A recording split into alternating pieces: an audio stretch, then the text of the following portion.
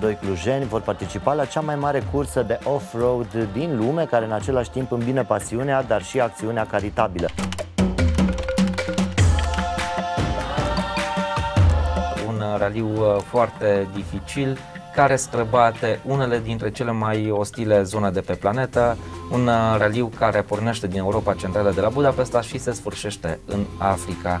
Transylvania for Sierra Leone. Alături de mine se află Dea Calbert, pilot, și Cătălin Priscorniță, copilot, amândoi inițiatorii acestui proiect. Mulțumesc foarte mult că sunteți alături de noi. Felicitări pentru inițiativă. Mulțumim. Și vreau să aflăm povestea din spate. În vara lui 2019, cu Albert, am decis să participăm împreună la cel mai mare eveniment de off-road din lume, Budapesta Bamako, cu startul în Budapesta, cu destinația finală în Sierra Leone, în capitala acestei țări, în Freetown. Având deja experiența din 2014, când am dus un tir de calculatoare în Gambia, acum tot mă gândeam ce să ducem în Sierra Leone. Prima idee a fost să ducem pompe de apă și filtre de apă, pentru că vedeam pe documentare că foarte mulți copii mor din cauza impurității apelor. Când într-o noapte mi-a venit ideea, aoleu, logistica. Ducem pompele de apă, noi nu le putem instala, trebuie să le lăsăm undeva, la cineva, într-un hambar. Poate că le fură, poate că le vinde. Fiind o corupție imensă în Africa, nu putem să avem încredere în nimeni. Așa ne-a venit ideea să facem proiectul de la copil la copil. Să dăm ceva la copii, ceea ce nu se poate fura. Ceva ce să vină din România, de la cât mai mulți oameni, de la cât mai mulți copii. Ce le dăm în brațe este al lor și așa a apărut conceptul ghiozdanul. Fiecare ghiozdan a fost dat din mâna noastră, în mâna copiilor. Sierra Leone, din păcate, e una dintre cele mai sărace țări, unde în 2002 a luat sfârșit războiul civil și toate școlile practic au rămas pe butuci. Copiii acolo nu frecventează școala pentru că nu au strictul necesar. Așa să te gândești că este o țară unde veniturile medii sunt de $30-40 pe lună și un ghiozdan este ceva nesperat pentru un copil. De cel mai multe ori au un caiet și eventual un creion pe care pot să-l ducă la școală să-și noteze.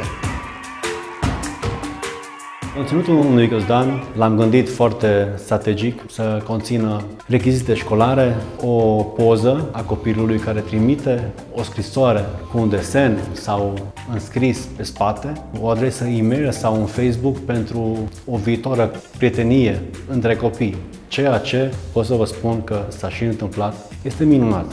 Ne bucurăm pentru asta.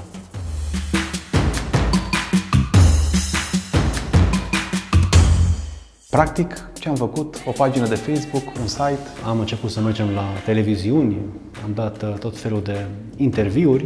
Minunea s-a întâmplat. Am primit zeci și sute de ghiozdane din Iași, din București, din Timișoara, chiar și din Tulcea. Medgidia, Constanța, Moldova, Drobeta Turnul Severin, Arad.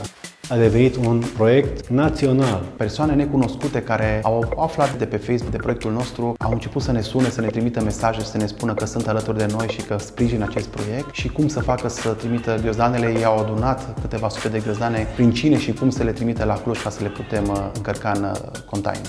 Când am ajuns la 2500 de ghiоздане, am zis, hopa, avem o problemă logistică. Noi ne-am propus doar un singur container pe care îl punem pe apă. Când am făcut noi măsurătorile cu Cătălin, am zis, păi atâta înălțime, lățime, cam 40 de ghiоздане intră la 1 metru cub. Și a trebuit să comandăm încă un container, în ultima fază, dar ne-am scos. Multă muncă, multe refuzuri la început, nu a fost ușor. În primele săptămâni am crezut că nu o să putem să facem față acestui proiect și nu o să putem să donăm atâtea ghiоздане. Dar am primit sprijinul școlilor și clasele de copii și profesorii s-au mobilizat exemplar. Și fiecare clasă a adunat 10, 15, 20, 30 de ghiоздане. Am adunat, pot să spun cu bucurie, peste 5.000 de ghiоздане în acest proiect de la copil la copil. Poate prea puțini, mi-aș fi dorit să fie nu 5.000, ci 50.000. Din păcate, foarte multe școli au nevoie de rechizite.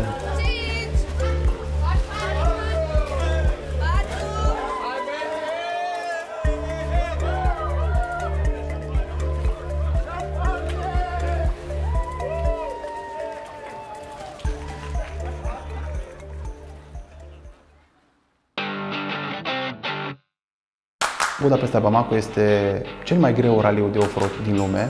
O provocare continuă, de la start până la finish.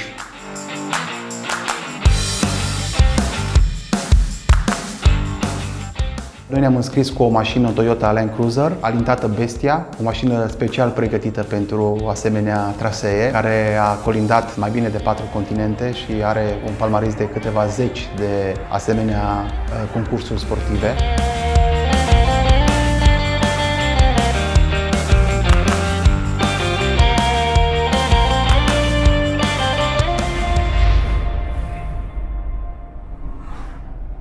În data de 30 ianuarie, practic, am plecat din centrul Clujului, urmând ca în data de 31 ianuarie să fim în Budapesta și să ne prezentăm la linia de start.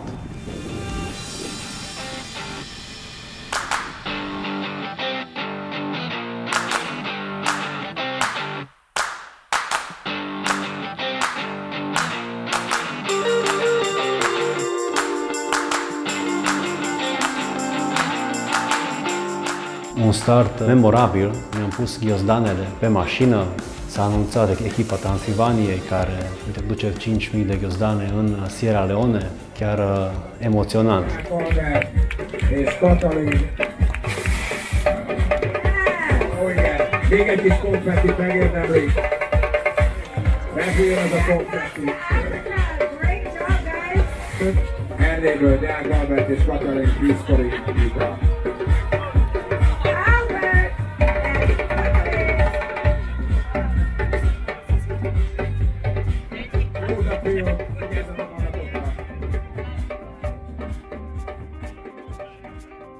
Este nevoie de o anduranță deosebită. Cătălin a făcut față, a condus o zi și o noapte, foarte ambițios. Am avansat foarte bine față de celelalte echipe. Este cel puțin provocator să fii pilot de curse unde ai de parcurs o parte bună din Africa, întâlnești forme de relief diferite de la deșert, la deșertul de roci, la savană, junglă, zone mlăștinoase. Stai 13, 14, 15 ore în mașină în fiecare zi, indiferent că ești pilot sau copilot. Tot timpul trebuie să ai un plan B, trebuie să ai o soluție la orice, fie legat de mașină, probleme tehnice, probleme de navigație, provocare continuă. Vă salutăm! Bună ziua! Bună ziua! Nu este pentru oricine, pentru că te duce în afara zonei de confort, scoate tot ce e mai bun din tine sau ce e mai rău, depinde ce ai de scos, și n-au fost puține momentele în care am fost la foarte mică distanță de a abandona cursa. Acest raliul te face să mergi cu mașina prin anotimpuri. Așadar, pornești din Budapesta în plină iarnă, ajungi în Spania la 18 grade, treci în Maroc, 22-23 de grade, după aceea treci munții Atlas, unde ajungi iarăși la temperaturi de 4, 5, 6 grade După care intri într-o vară deosebit de caldă în Sahara de Vest, Mauritania, într-o vară toridă, care culminează în Senegal, Guinea, la 44-46 de grade Celsius. Prima manșă a mers destul de bine și încet, încet am trecut cu feribotul în Africa.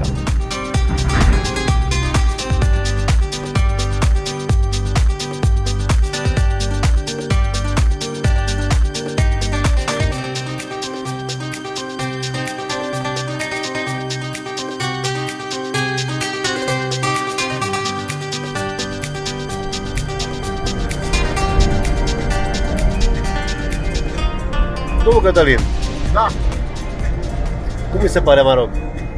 ceva deosebit. Deci, seamănă foarte mult cu sudul Spaniei, fiind o zonă mediteraneană. Oameni prietenoși, seara ne opream în orașe, în târguri. Prima destinație din Maroc a fost Chefchaouen, orașul albastru.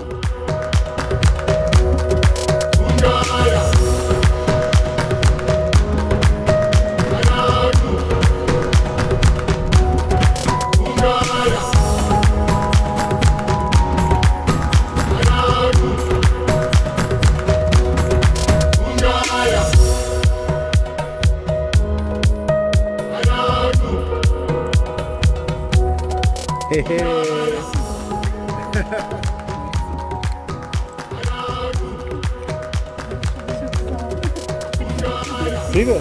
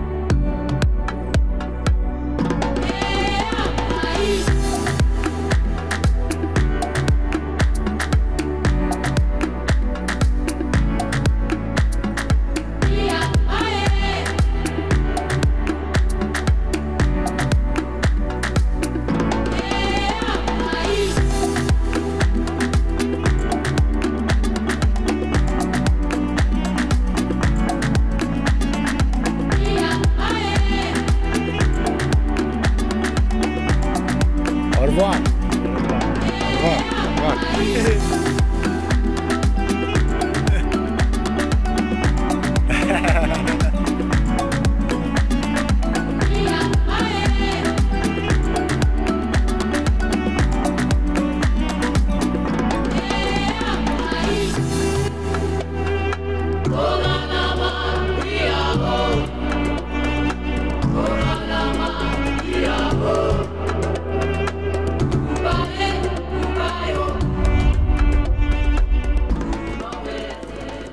O provocare în Maroc a fost să traversăm Munții Atlas, pentru că de cele mai multe ori acolo este zăpadă de 1,5 m, 2 metri și e foarte greu de traversat. Am avut noroc, n-am prins deloc zăpadă. După traversarea Munților Atlas am intrat în deșertul de roci, o zonă foarte periculoasă pentru că Îți taie cauciucurile. Să vă închipuiți că sunt niște pietre foarte ascuțite care stau fix ca și niște lame de-a lungul deșertului. Am mers aproape o zi în deșertul de roci. noi am avut grijă, am condus totuși pe timp de noapte, ne-am întâlnit cu berberi, cu oameni ai deșertului. Practic conduceam în noapte și la distanțe de 30-40 de minute de condus apăreau câte o familie de berberi cu 2-3 capre lângă ei, 2-3 copii și chiar ne întrebam oare ce fac acolo, cum pot ei să locuiască în acele condiții. Când am intrat în deșertul de roci, aveam o hartă militară după care să ne ghidăm. Din păcate, nu era actualizată și a trebuit să ne descurcăm. Un berber ne-a spus, nu vă ghidați după hartă, trebuie să amintesc că bivouacul era la 170 de kilometri. Și el ne-a spus în felul următor, țineți tot timpul dreapta de la soare. Când vedem soarele, să luăm dreapta. Unde vedem soarele, să facem dreapta. Așa am și făcut și mai bine de 4-5 ore ne-am ghidat după soare. O senzație foarte interesantă. Incredibil, dar adevărat. Într-un final am ajuns în Ergi Gaga. Aici am instalat prima dată cortul. Pot să zic că aici am văzut pentru prima dată securitate. Organizatorii în fiecare bivouac au adus armata în fiecare țară pe care am trecut, pentru că exista riscul să fim atacați de către anumite trupe de gherilă. Ne-am gospodărit în fiecare seară, deja aveam un ritual prin care știam să instalăm cortul în câteva minute, descărcam butelia de gaz, toate cele necesare și ne puneam să facem de mâncare. Scoteam tigaia, ceapă, ulei, cârnații mei făcuți de casă și cu puțin fasole sau cumpăram cartofi, făceam un gulaș trăznet. Acel gulaș rămâne unic. O să încerc să-l refac, dar mă tem că nu o să reușesc. Noaptea în bivouac este frig, deși ziua temperatura urcă până la 40-45 de grade, în special în Sahara. Noaptea coboară până la 2-3 grade și este destul de frig. Dacă bate și vântul, îl simți până în oase.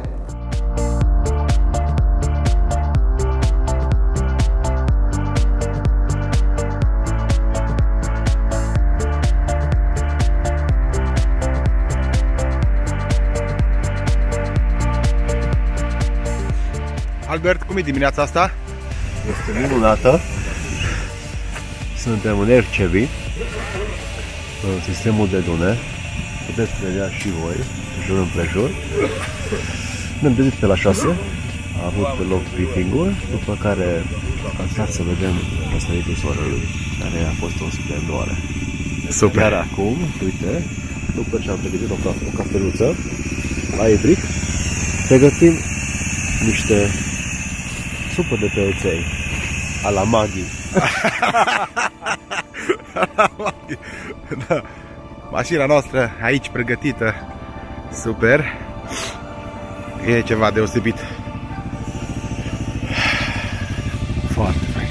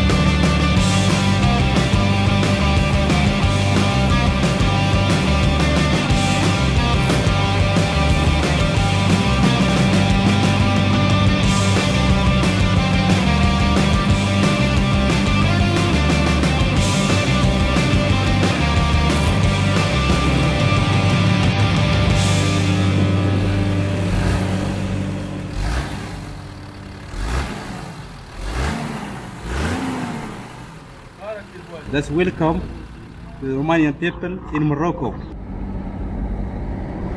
Ia zi, Cătăr, cum a fost ziua de azi? A fost o zi superbă. Superbă, suntem niște polițiști sub acoperire. Stânga aici? Da, Stânga, da? stânga. Niște polițiști sub acoperire. Am făcut 12 ore în mașină astăzi. Pe o poftă și disertă de o bere și de o gură de țuică. Și mâine intrăm în Mauritania. Va fi o zi deosebită. Încă Cătă nu știe, dar de mâine se schimbă lumea pe aici.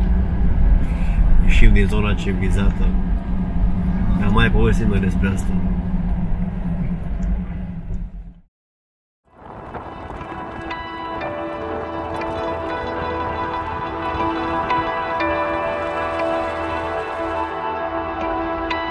Am intrat în Sahara de Vest, am trecut frontiera, așa numită No Man's Land. Între granița de Maroc și granița mauritană, o distanță de vreo 10 km. Fără legi, nu aparține niciunei țări, este plin de infractori. Oameni care veneau la parbriz și băteau cu pumnul în geam. Trebuie să fii tot timpul cu ochii în patru. Puteam să trecem prin zone minate.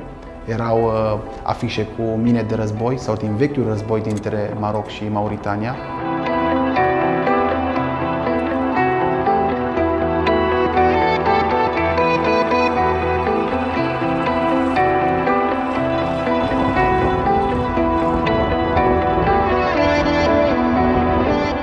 zonă ca și în Mad Max, mașini răsturnate, jefuite, dezasamblate.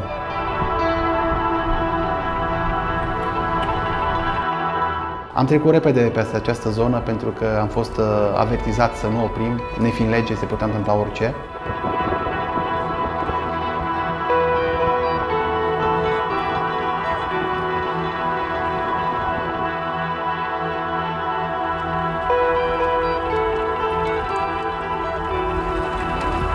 E ca filmul Mad Max.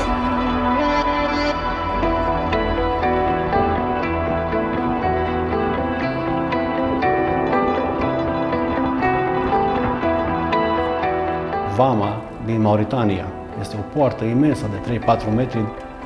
Acea poartă însemna pentru noi libertatea, siguranța că suntem dincolo.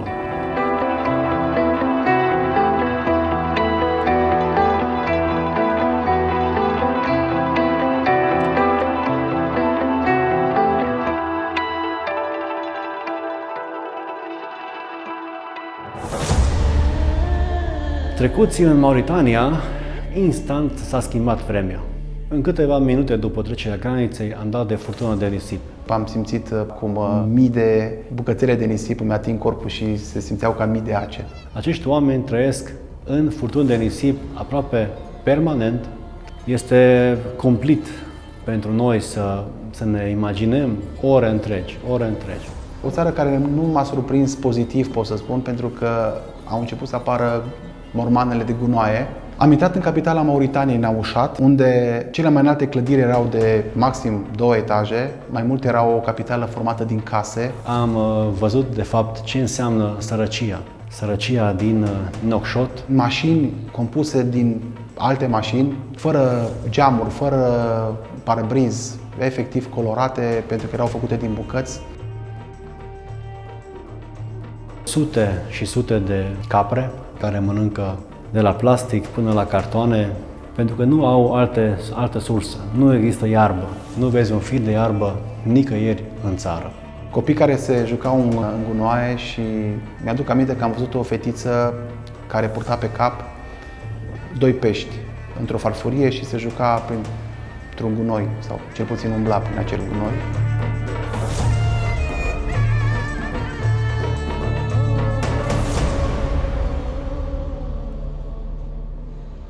Imagini pe care pe multe dintre ele nu le-am putut surprinde pe camere de filmat sau pe aparatul de fotografiat pentru că au fost instant surprinse de ochii noștri, dar ne-au rămas adânc tipărite în suflet și pe retina noastră.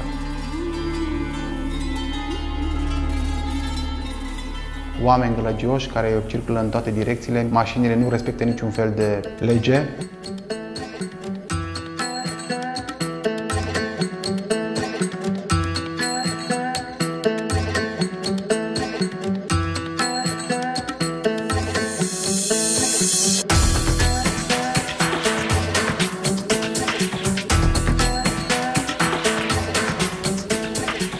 Prima noapte dormită în Mauritania a fost pe plajă.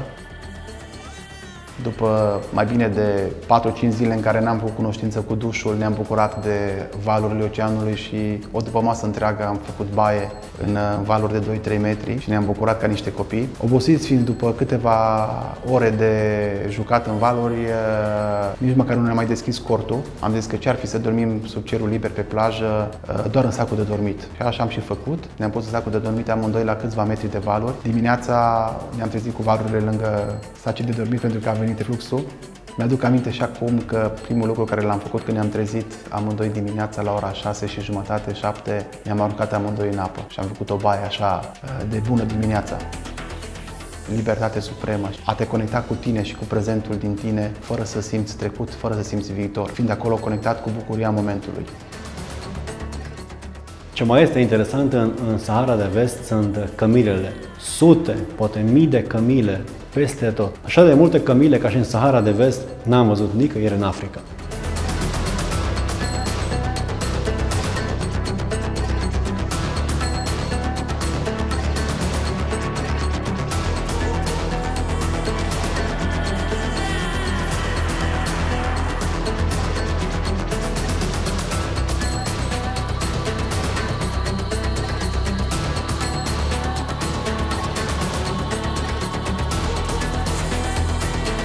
În țările și orașele din Africa, înainte să intri în fiecare oraș, există un fel de vamă de trecere, doi polițiști care stau la intrare, au întins o ață pe post de barieră și vin la mașină, spun un lucru, cadou. Cer cadou, orice. Eram într-un oraș în Mauritania, intram în acea localitate și un polițist a venit la geam să ne ceară cadou și ne mâncam fistic. I-am dat 2 boabe de fistic, s-a uitat la ele, s-a uitat la noi, l-a chemat pe colegul lui și se uitau, nu știau cum să mănâncă fisticul. Le-am explicat cum se mănâncă, ne-au mulțumit și am plecat mai departe. Și asta a fost așa o întâmplare amuzantă.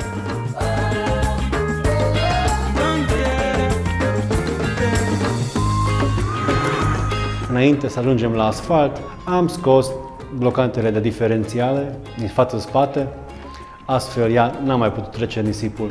Și uite că bestia a rămas pentru prima oară împotmolită, dar este un defect de pilotaj și mi-l asum.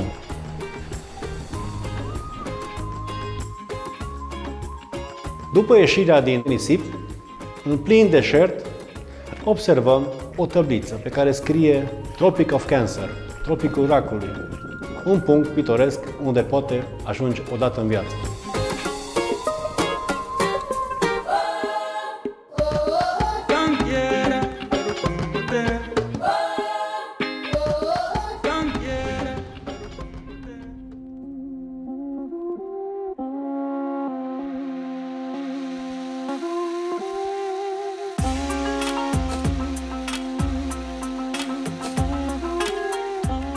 Odată ajunși în Senegal, am dat de corupție, deja din vamă, pentru orice trebuia să plătești o sumă ca să se întâmple. Ceea ce deja mai la sud de Senegal a devenit o obișnuință. Orice polițai te oprește pe stradă, 5 dolari, 10 dolari, îți cere un cadou.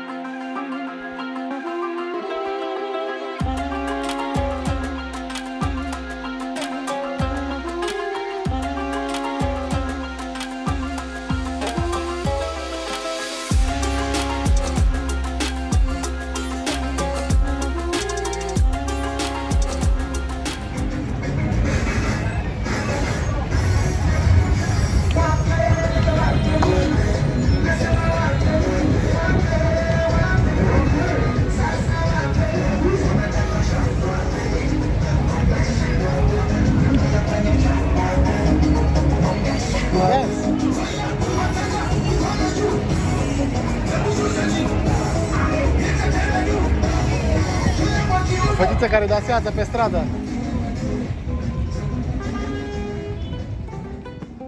Senegal este o țară foarte frumoasă. Pe mine m-a fascinat faptul că la trecerea din Mauritania în Senegal, în 3 ore s-a schimbat vegetația, s-a schimbat clima într-un timp foarte scurt din deșert arid în savană verde. Și am ajuns să vedem animale, să vedem vegetația tipic savanei.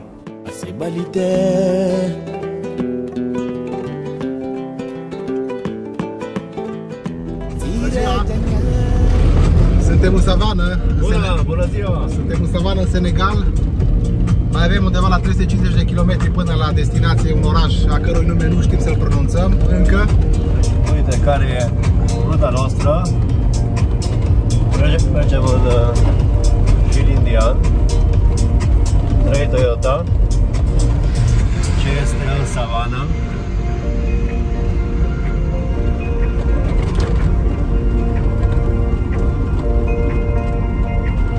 Uite că vedem și animale. Sunt capre, nu știu ce fac ele aici. Trebuie să ne găsim ruta optimă în savană, ceea ce nu este foarte ușor. Desigur, savana vine cu surprizele ei. Traseele de pe GPS, din păcate, nu erau suprapuse cu realitatea și nu erau clare. Drept urmare, ne-am trezit singuri în mijlocul savanei, la distanță de sute de kilometri de orice înseamnă civilizație, de orice înseamnă un minim sat. Cătălin naviga și la un moment dat ne dăm seama că nu mai este drum. Drumul fiind două cărări, urmele de la o mașină care trecea anterior, sau mai bine zis căruțe.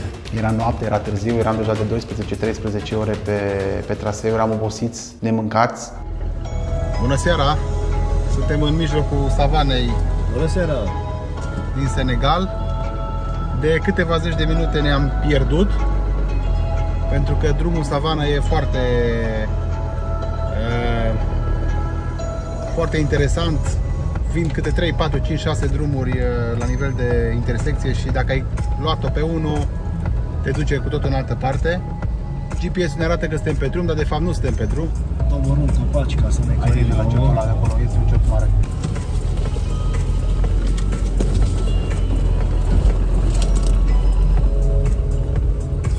Ține stânga, ține stânga.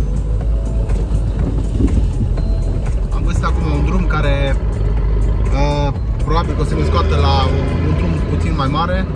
Suntem practic în mijlocul savanei. Albert s-a dat jos să verifice rata din dreapta. Și am văzut, Ceva se uita din tufă, doi ochi mari. Rapid m-am pus în mașină, nu eram curios să iasă. Da. În lumina mașinii se vedeau doi ochi ca de urs. Cred eu acum cum îmi vine în minte, erau ochi foarte mari, ca și cum m-aș gândi la ochii de cal, dar se uitau înainte. Deci nu putea fi o vacă, nu putea fi un cal, trebuia să fie ceva altceva. Nici acum nu-mi dau seama ce fel de animal a fost, posibil să fi fost leu, dar pot spune că a băgat spirieții în mine. Rapid m-am băgat înapoi în mașină și am tuns-o de acolo. Na bun, va fi ok, vă salutăm.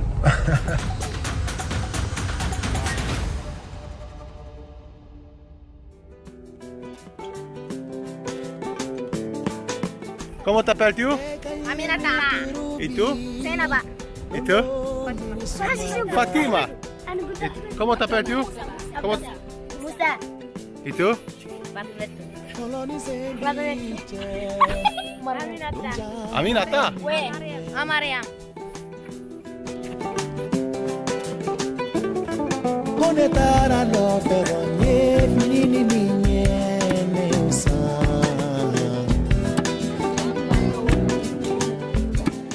Aici am făcut cunoștință cu ceea ce înseamnă Africa Neagră, oameni negri, cu zâmbetul pe buze și extrem de primitori.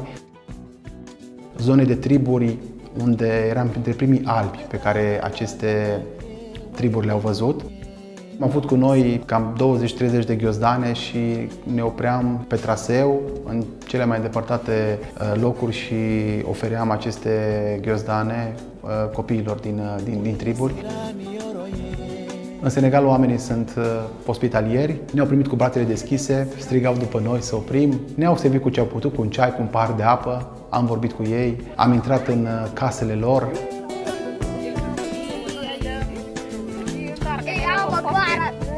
Comment t'appelles tu? Comment t'appelles tu?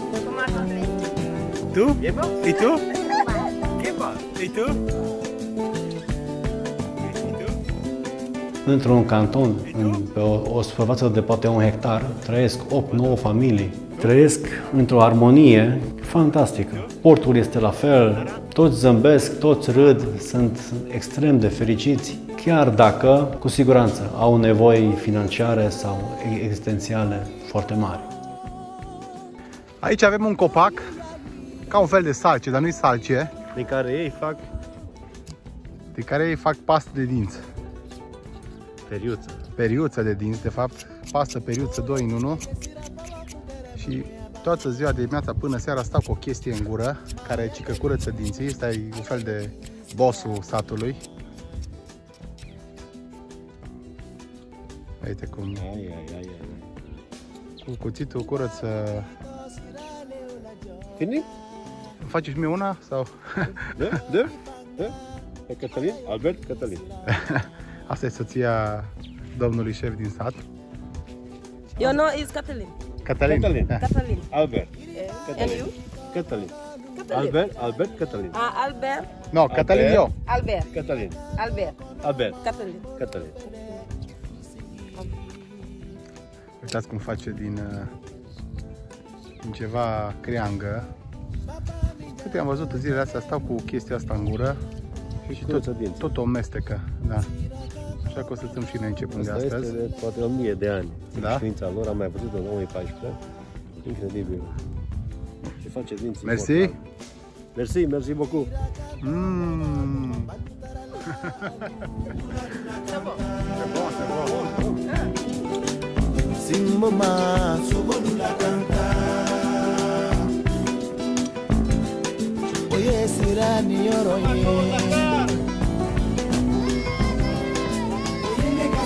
Suntem într-un alt sat de africani. Asta e tot satul ce se vede aici. S-au adunat să le dăm ghiozane.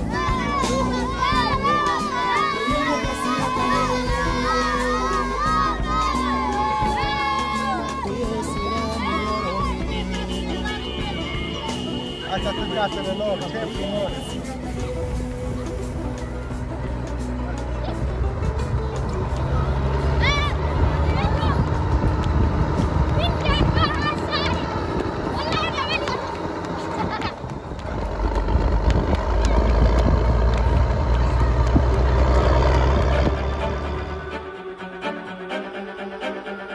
Avansăm foarte bine față de restul echipelor.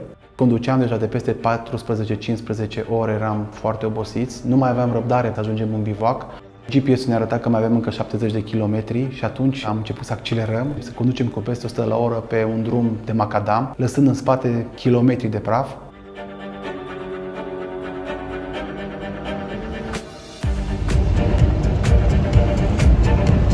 Sărit! La un moment dat, datorită prafului, am lovit un șanț de beton. De 1 metru adâncime. Albert conducea. S-a defectat bestia. Am crezut că rămânem acolo. A doua zi dimineața ne-am trezit cu osia ruptă și cu o baltă de ulei sub mașină. Ne punem o vitală, putem merge așa mai departe, doar că nu mai sărim 2 metri. Albert repară de o jumătate de oră. Să sperăm că putem să rezolvăm repede. Albert tot rezolvă. Da? Rezolvi, Albert? Tot. Da? Ce să-ți dau? Nimic, e ok. E ok? Mă descurc. E ok. Uitați la Albert cum arată un pilot care... Într-o oră am plecat. Într-o oră. Bun. De azi dimineață, de când am început să fac bagajele, aceste două fetițe se uită la mine, efectiv nu clintesc deloc. De mai bine de o oră se uită la mine, amândouă. Și am zis că să le filmez, să le vedeți și voi. Cum t'appelles tu? Comment? Și tu? Mandre. Cam așa arată bagajele noastre în spate, pline de praf. Uitați. Câțiva copii care să asistă la ce face Albert, de faptul că repară mașina. Am înțeles că un soldat este și mecanic și s-a băgat și el sub mașină să vadă ce se poate face. Bună ziua, suntem în savană, în Senegal. De câteva ore de azi dimineața am pornit din bivac, ne îndreptăm înspre Guinea. A trebuit să facem un alt traseu în această zi pentru că au fost niște probleme organizatorice și anume au fost anumite informații că sunt atacuri de la forțele de gherilă și se lua chiar și în calcul să se anuleze competiția, dar s-a găsit un alt traseu pe care să mergem. În momentul de față Albert la volan, eu în dreapta lui. Filmăm din mașină, afară, după cum vă spuneam, suntem în savană, mulți palmieri, copaci înalți, un pământ roșu. Noi am reușit să trecem cu bine peste orice obstacol. Albert, un foarte bun pilot. Uitați, chiar acum vă arăt live un sat de indigeni cu niște oameni în marginea drumului. Hello! Cadou! Cadou! Toți spun cadou, după cum vedeți. Cadou la ei înseamnă...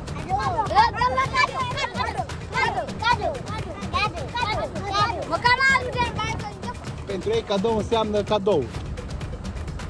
Din păcate nu mai avem foarte multe ghiozdane și tot le-am dat pe traseu. Cadou. Sunt mulți copii. Dacă mai stăm aici încă câteva minute, se adună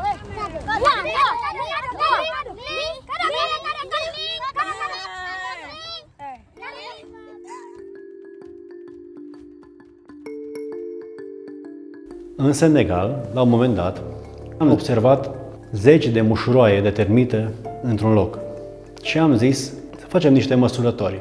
Ne-am oprit cu mașina, am mers în zona de mușuroaie.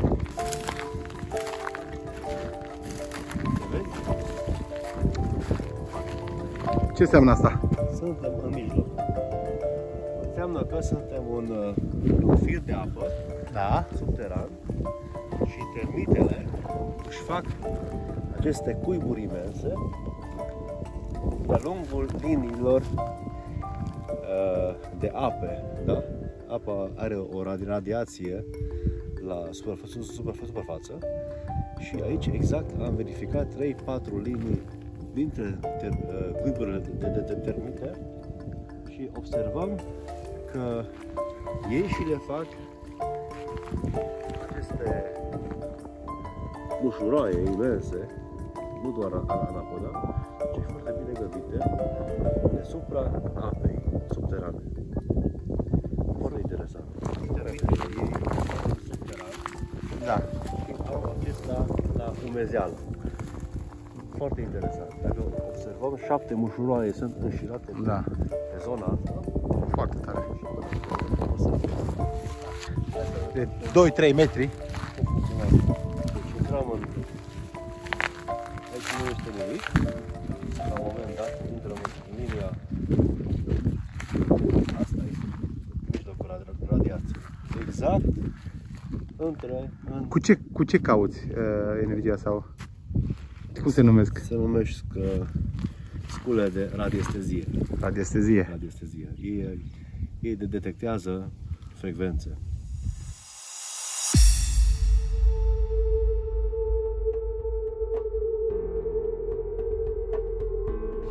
Bună ziua! Am intrat în junglă. Avem jos, suntem pe un pod. Avem jos niște copii care fac baie. O mașină.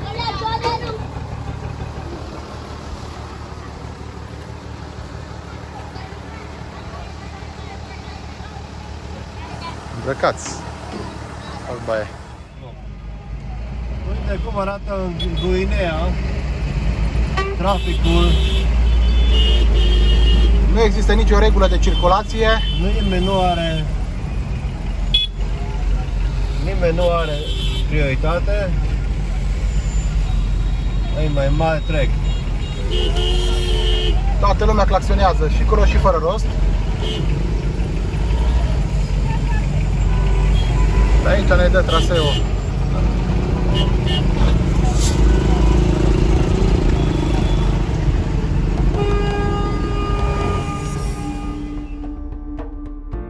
Din punct de vedere al reliefului, Guinea este junglă. Aici peisajul se schimbă total, apar și alt fel de animale specifice junglei. E o climă foarte frumoasă, o vegetație verde bogată. Suntem într-un sat din Guinea, am trecut prin savană câțiva zeci de kilometri, poate peste 100. Și am schimbat acum niște bani din Senegal în bani de Guinea, nu știu ce monede, ce magnete mi-au dat aici. Suntem în centrul satului, ne-am oprit să întrebăm de bere. Albert mă așteaptă în mașină. Aici sunt la fel de colorat ca și în Senegal. Alo!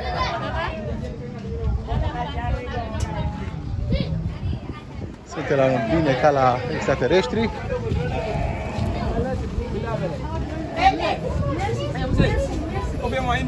Copilaș care se joacă cu apa, cu un vas de apă. Un alt copilaș care se joacă cu o periuță. No, sunt foarte curios dacă au ei aici bere. Biere? Biere? Biere? Cold? Yeah? Where? Biere? Biere. Biere, uite, după 2 săptămâni vedem bere. Au fost cele mai bune beri pe care le-am băut în viața noastră. 2 beri calde dintr-o găleată de apă cu apă caldă. Le-am consumat bucuroși că în sfârșit bem o bere după atâtea săptămâni la temperaturi de 40-45 de grade.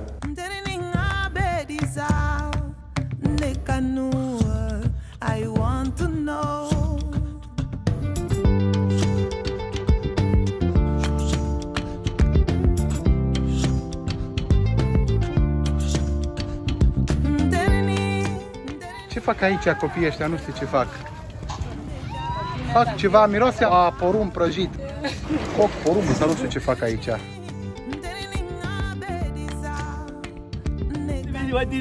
Your name? Your name, Nari. Yeah. Kyuri. Cum? Kyuri. Kyuri. Oi. You? Abdul Qadri. Abdul? Gadri. Gadri.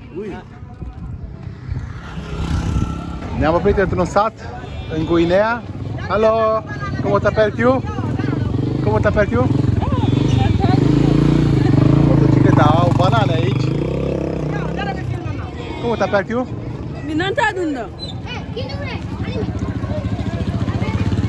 Plin de lume. Eu. Avem în jurul nostru.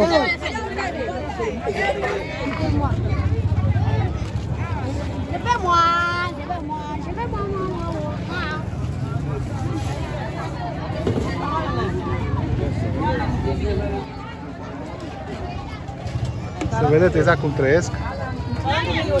Alo! De acolo, fetiță.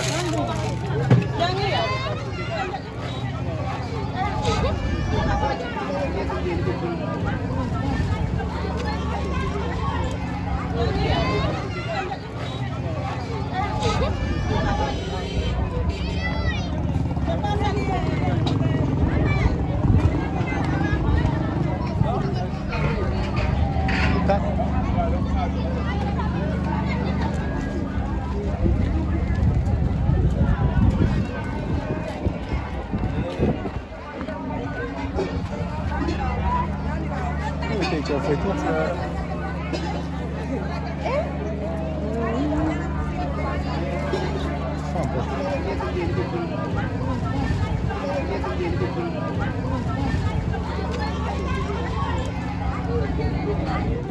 No, înțeleg față.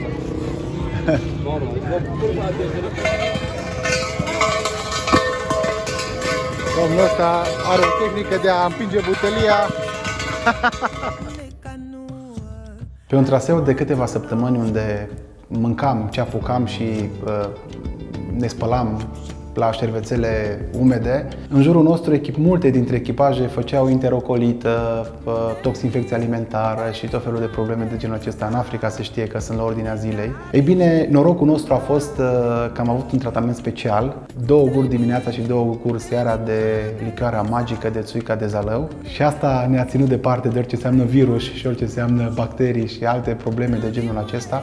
Țuica este la mare valoare în Africa, pentru că te ferește de boli, de bacterii, de diaree.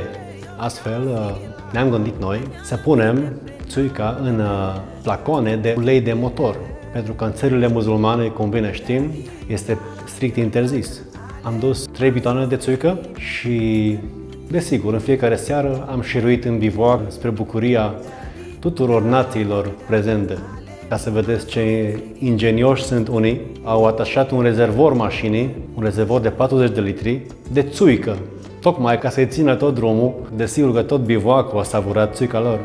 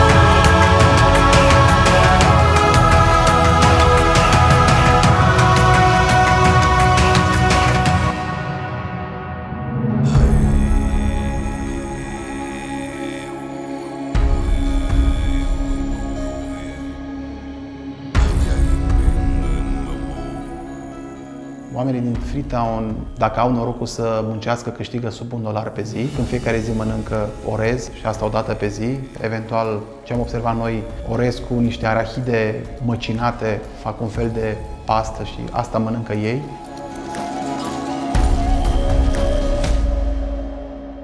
Prețurile în Sierra Leone sunt aproximativ ca și prețurile din România ca și paritate. Și asta este un lucru impresionant pentru un salar de $30-40 pe lună. Un oraș, capitală, care este alimentat de pe un vas de tip generator, în fiecare zi se ia curentul. Nu există sisteme de canalizare, totul se aruncă pe stradă. Apa vine la casele oamenilor în cisterne. Cei mai norocoși își apă fântâni dacă găsesc apă. În Sierra Leone am văzut pentru prima dată apa la pungă.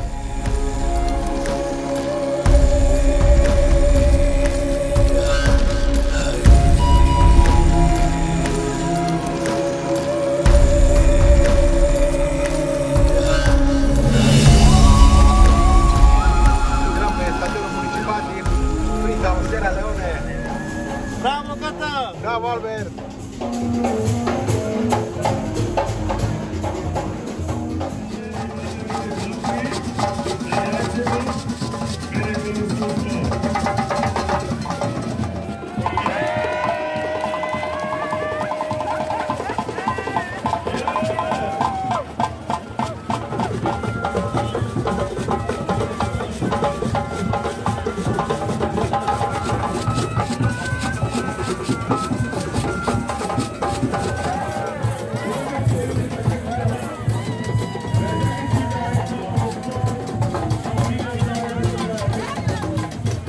Pe stadionul municipal din Freetown, din capitala țării, am avut momentul de finish, unde în prezența președintelui țării, Julius Maada Bio, am avut momentul nostru și am putut să le povestim despre proiectul de la copil la copil.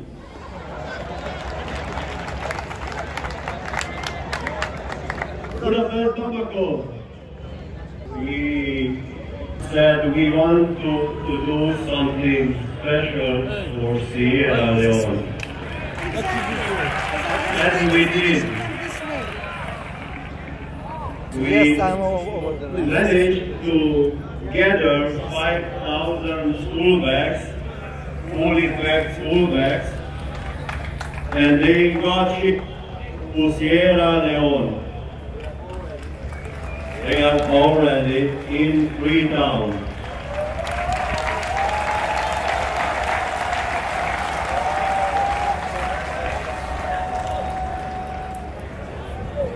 We don't talk about only school bags.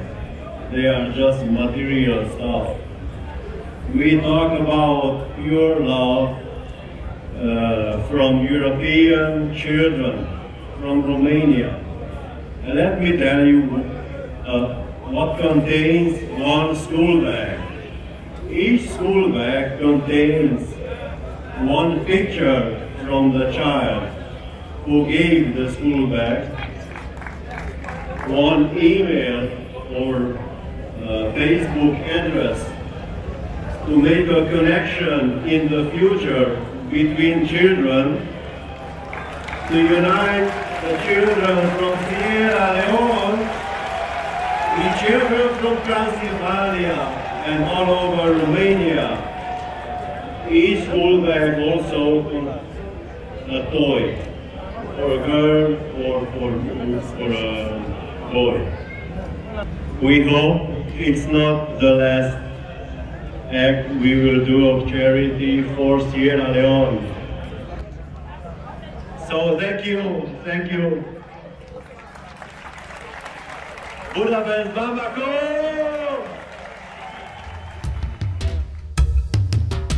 A fost primul proiect de o asemenea învergură. Cel puțin ce ne-au spus autoritățile din Sierra Leone, un asemenea proiect nu s-a mai făcut în această țară pe zona de educație. Dorința lor de a învăța este foarte mare. Din păcate nu prea au resurse.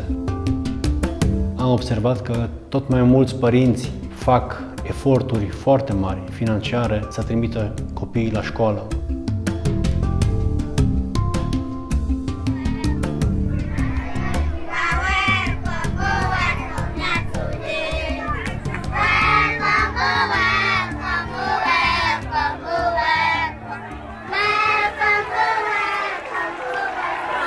think education is like water to a plant in the desert. So make sure your children go to school, even if it's hard, even if it's no money. Make sure they go to school, because the more water you give to the plant, the greener it will be.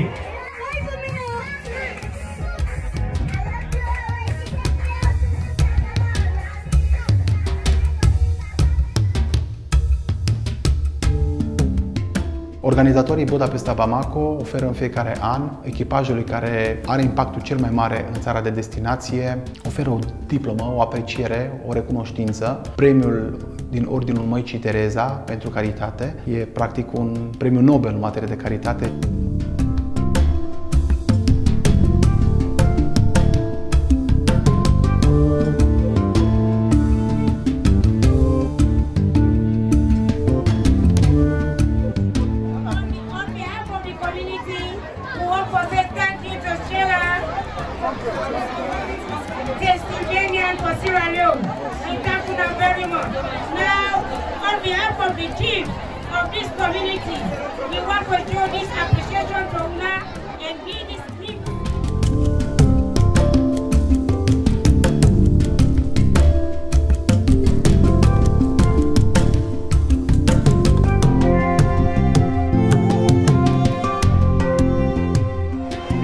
Mai bine de 2 ori am început să dăm ghiuzdane. Din păcate, fiecare școală vine cu o listă în care sunt trecuți copiii și trebuie să ia fiecare copil în parte și să-l taie de pe listă. Merge foarte greu procesul de ghiuzdane, dar ne descurcăm. S-au adunat între timp și alți copii, alte școli. E o nebunie totală aici.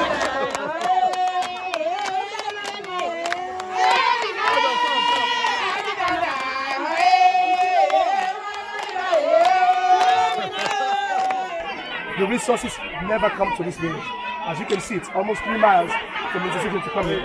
So what Dauda and you guys are doing, and I'm about to bring this stuff here, I really appreciate it. And so on behalf of the community, they wanted to do a presentation. I'm going to share, and we're all going to bite one. Here live. So it's organic.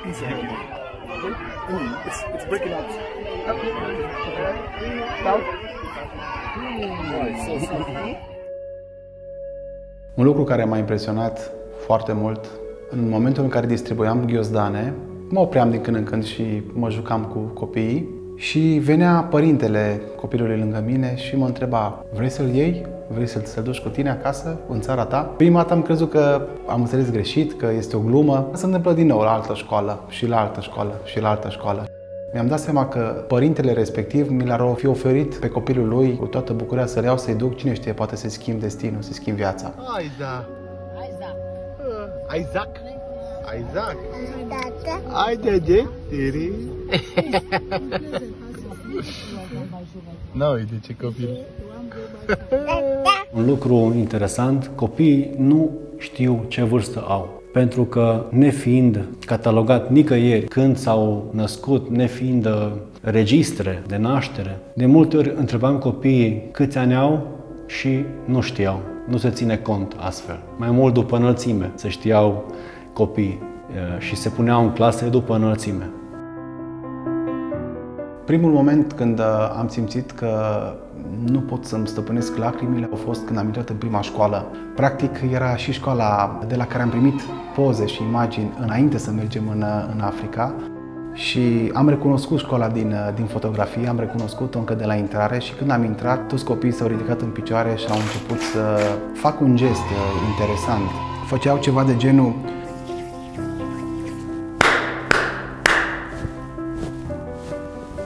deci practic generează energie, după care o aruncă spre tine. Asta este gestul lor de mulțumire, gestul prin care ei ne oferă nouă energia lor. Și l-am văzut în mai multe școli din Sierra Leone. În acest fel mulțumeau pentru ghiozdane. I-am privit în ochi și i-am luat în brațe. Acel zgomot pozitiv în care tot s-a răsus de bucurie. E acea agitație și acea forfotă pozitivă și se emană o bucurie și o energie pe care și acum o simt și pe care probabil că o să simt toată viața mea. Și asta este și motivul pentru care în această viață vreau să mai facem asemenea proiecte.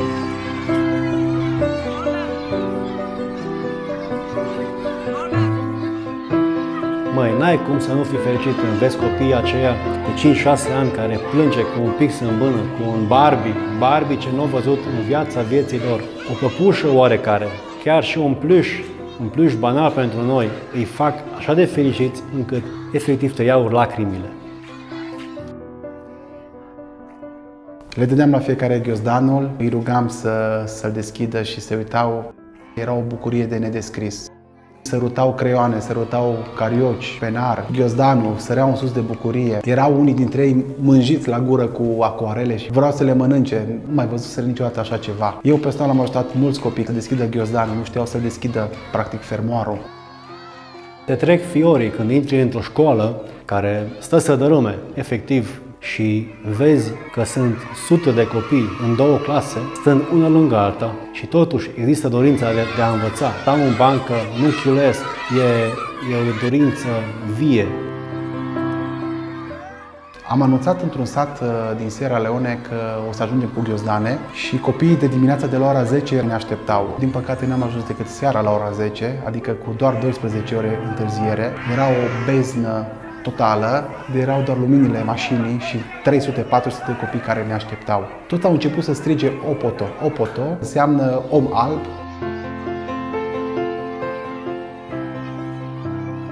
Cred că bucuria pe care noi le-am adus la acești copii este nemărginită. Pentru ei era o sărbătoare națională că am venit noi. Good morning!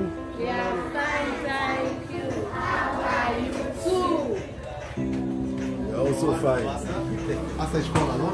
Copii minuți. How old are you? How old are you? 11. 11. S-a făcut târziu și a trebuit să rămânem peste noapte într-un sat și ne-am cazat într-o casă la marginea satului. Era un pâlc de copii care se uitau la noi, de maxim 10-12 ani. Nu le-am oferit ghiozdane ca să nu se adune puhoiul de oameni și de copii atunci seara. Dimineața când ne-am trezit, ei erau tot acolo. What's your name? Faccio e camera. What? Faccio e cumpia. Faccio e camera. Ăsta a fost un moment emoționant pentru noi, pentru că practic au rămas toată seara, toată noaptea în așteptarea ghiozdanului. Evident că l-au primit, am făcut poze cu ei, ne-am filmat, i-am întrebat cum îi cheamă.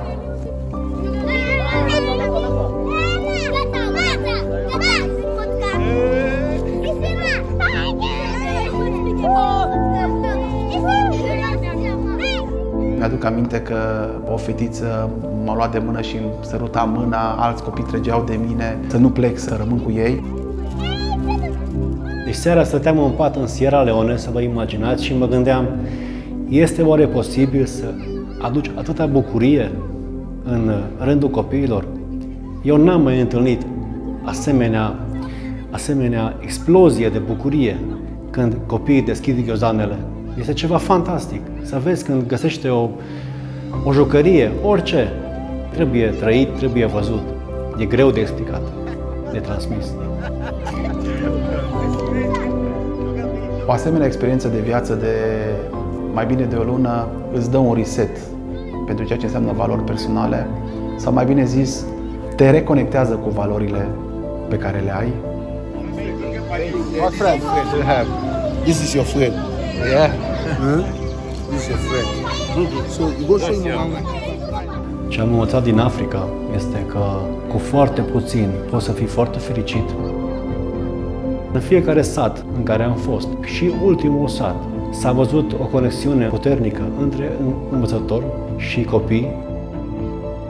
Foarte multe dintre pozele copiilor din România astăzi sunt puse în geam sau undeva puse într-un tablou și acel copil din Africa se uită la acea poză și știe că e colegul lui din Europa, din România, de la care a primit un ghiozdan, poate chiar jucăria preferată a acestuia, și se bucură pentru că are pe cineva care s-a gândit la el. 5, 6, pick up 6. 7, 8, lay them straight. 9, 10, big class head. 9, 10, Otakabana.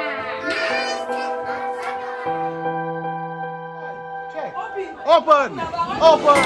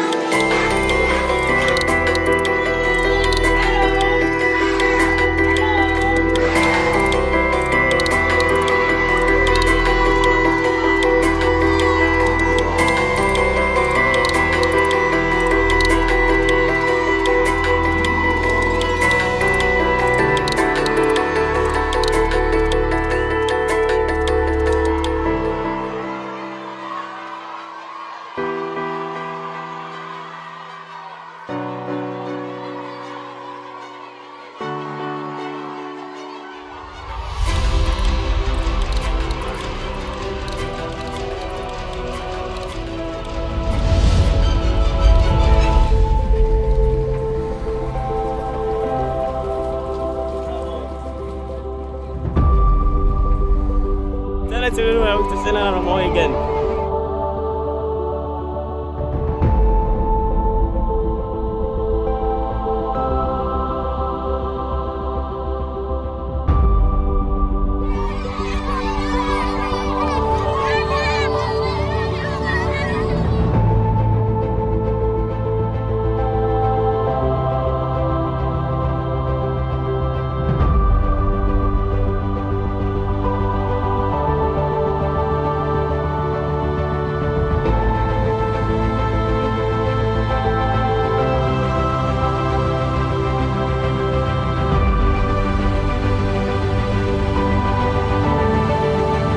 I love you.